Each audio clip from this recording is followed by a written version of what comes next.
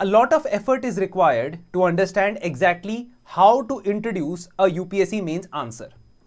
जब हम क्वेश्चन देखते हैं अपने सामने, कोई मेंस का आंसर लिखने बैठते हैं, तो हमारे माइंड में बहुत ज़्यादा क्लाउडिंग हो जाती है, थॉट्स आइडियाज़ एकदम आने लगते हैं।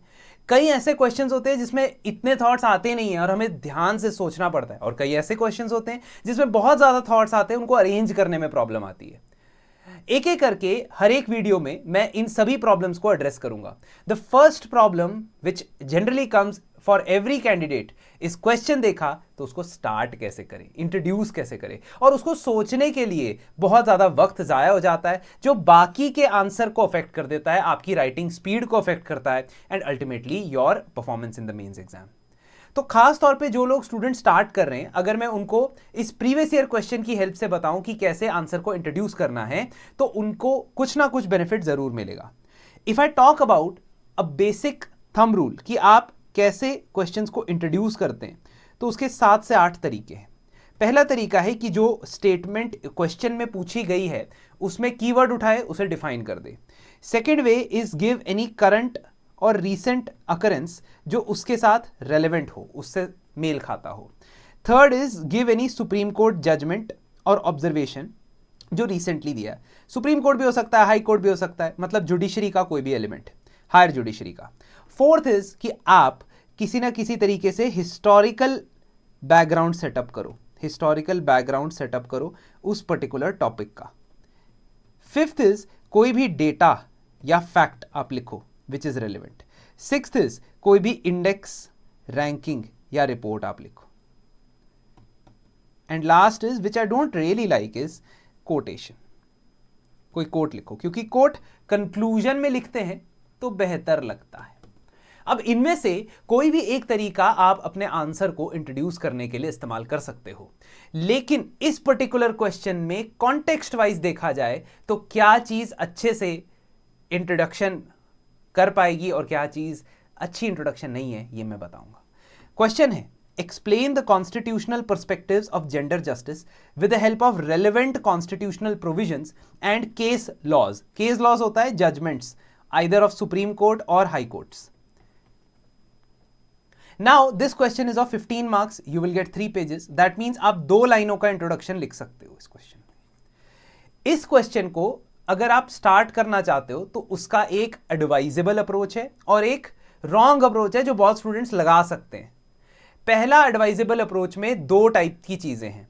एक है, और मैंने चीजें आधी जानबूझ के लिखी हैं so that I can write it in front of you guys.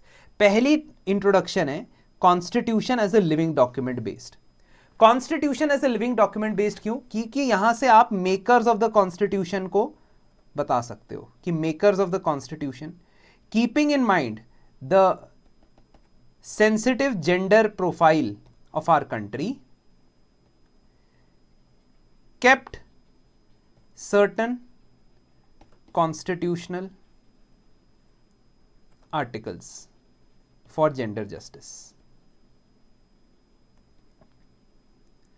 These were expanded further by case laws.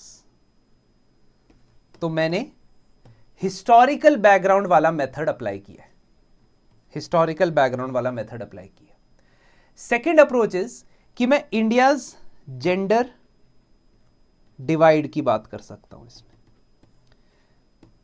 The problem is कि इस पर्टिकुलर क्वेश्चन में जेंडर की जो डिवाइड है या जेंडर का जो इशू है उसको मैं हाईलाइट ना करूं इंट्रोडक्शन में तो बेटर है। तो it is better that when I am introducing the particular question I talk about India's constitution and law have played significant role in society and social change. Gender justice is one of those domains. Now मैंने ऐसा क्यों start किया, ऐसे क्यों start किया? क्योंकि इस particular question का जो टोन है वो आपसे क्रिटिसाइज करने के लिए नहीं कह रहा है, क्रिटिकली एग्जामिन करने के लिए नहीं कह रहा है। वो आपको एक्सप्लेन करने को बोल रहा है कि जेंडर जस्टिस पे क्या चीजें संविधान में है, क्या चीजें केस लॉज के थ्रू आई हैं। अगर ये क्वेश्चन क्रिटिक का होता, अगर ये क्वेश्चन ड्रॉबैक्स या चैलेंजेस का होता, तब मैं स्टार्ट करता दूसरी अप्रोच से।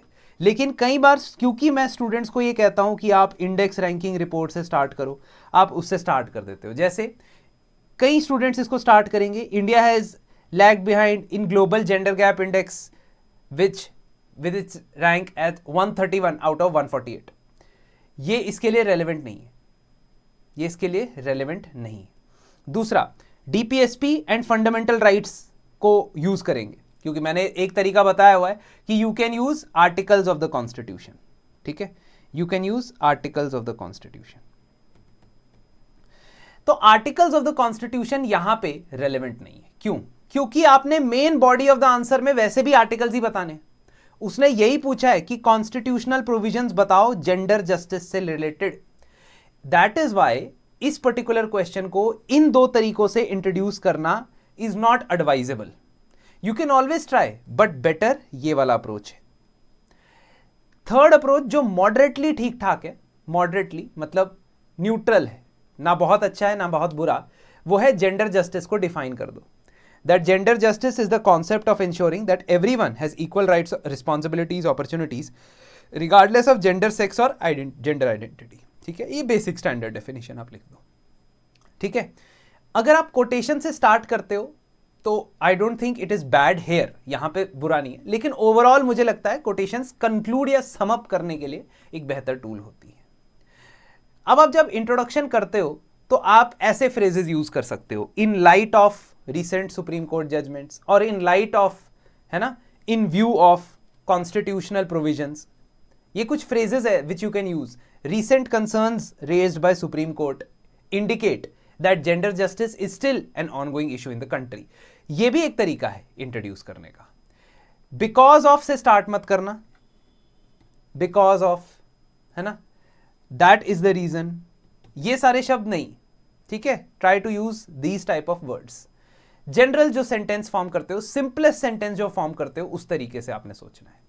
Constitutional provision and case laws are very important. कई लोग ऐसा कर सकते हैं, वो तो हमें पता है। That is not something that needs to be pointed out, कि आपको बोला है कि जो क्वेश्चन में लिखा हुआ है उसके हिसाब से आंसर लिखना है। कई बार यही लोग बताते हैं और फिर वही लोग आंसर में इंप्लीमेंट करते हैं। जो क्वेश्चन में लिखा है उसको आंसर में यूज करना है, बट उसे सब हेडिंग्स के फॉर्म में यूज करना है, जैसे इस क्वेश्चन में मैं दिखाऊंगा। So this is a question जिसमें कुछ चीजें रॉन्ग अप्रोच हैं। इसका मतलब सबसे इंपॉर्टेंट तरीका इंट्रोडक्शन की प्रैक्टिस करने का है कि क्वेश्चन के कॉन्टेक्स्ट में उसकी प्रैक्टिस करो, हवा में प्रैक्टिस मत करो। In response to the question what will be the best way to introduce a particular answer. इस आंसर को आगे बढ़ाएंगे तो यहां पे एक और गलती स्टूडेंट्स करेंगे। क्या? वो आर्टिकल लिखेंगे, आर्टिकल 15, आर्टिकल 14, आर्टिकल। ये क्वेश्चन क्या कह रहा है? वो कह रहा है कॉन्स्टिट्यूशनल पर्सपेक्टिव्स को एक्सप्लेन करो। इसका मतलब वो आर्टिकल को एक्सप्लेन नहीं करना है, आपने आर्टिकल की हेल्प लेनी है, लेकिन आर्टिकल वाइज हेडिंग नहीं बनानी है, सब हेडिंग नहीं बनानी। तो आप जो सब हेडिंग बनाओगे वो पर्सपेक्टिव वाइज बनाओगे। पर्सपेक्टिव वाइज मतलब equality of status and opportunity in preamble, economic equality, article 39D which talks about equal pay for equal work. तो जो आपकी सब हेडिंग होगी वो आर्टिकल नहीं होगा। बहुत सारे स्टूडेंट ऐसा कर सकते हैं, आर्टिकल लिखेंगे, आर्टिकल 15 सेज दिस, आर्टिकल 16 नहीं। क्वेश्चन की रिक्वायरमेंट क्या है? No discrimination, article 15, maternity benefit, article 42, article 21, political equality, 73rd and 74th amendment and 106th amendment provide, इसमें पूरी लाइन लिखनी है, ये तो मैंने हिंट्स बताए, provide reservation of 1/3 seats in state legislatures, in Lok Sabha and in local bodies. तो ये आप हेडिंग इसको बनाओगे, ना कि आर्टिकल को बनाओगे। Second part of the question is case laws. So case laws यानी कि जजमेंट्स आप लिखोगे और जजमेंट में भी आप एक्सप्लेन करोगे। ठीक है, जैसे Vishakha versus state of Rajasthan जो जजमेंट है, it will not be title, the title will be prevention of sexual harassment at work place, prevention of sexual harassment at workplace as envisaged under Vishakha guidelines. ठीक है, तो आपका जो टोन होगा वो constitutional perspectives के बारे में बात करेगा। यहां पे बात करेगा women entry into religious places, फिर इक्वल मैरिज राइट्स, इसमें शाहबानो केस भी लिखोगे, equal marriage rights, equality in terms of marriage,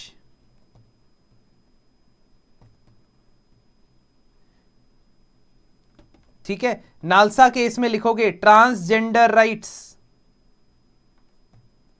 were upheld and government entities were asked to provide an additional column for gender identity for transgender community. X versus principal secretary. Here X is not Twitter.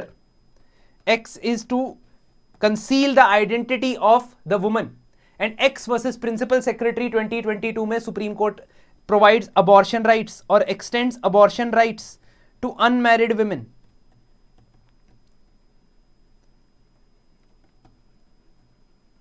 In Joseph Shine case 2018, adultery was made non-criminal या decriminalized। ये सारी चीजें gender justice के domain में लेके आती हैं आपको।